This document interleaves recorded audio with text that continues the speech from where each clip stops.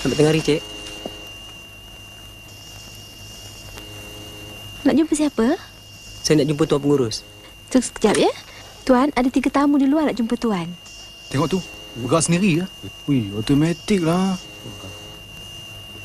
Sila masuk. Sini. Terima kasih.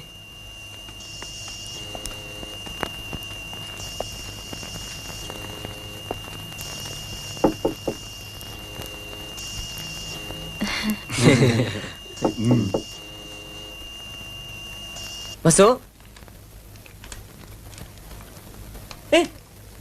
Raja! Apa kau buat sini? Raja! Levi. Khabar tak? Apa khabar? Duduklah, duduk. Kursi 2 aja.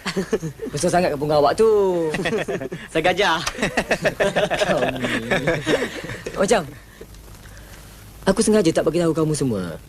Sebenarnya, aku mengendalikan syarikat recording ini. Oh. Aku tahu satu hari nanti, kamu mesti cari aku dekat sini.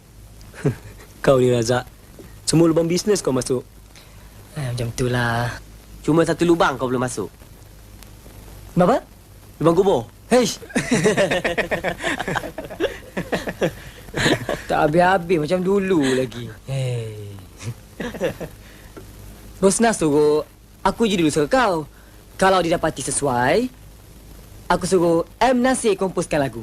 Oh, Jam. bagus. Best. Kalau kau pun tahu, mesti gempar punya kan? Sunyi kini ku rasakan, ingin ku titipkan rinduku pada angin lalu.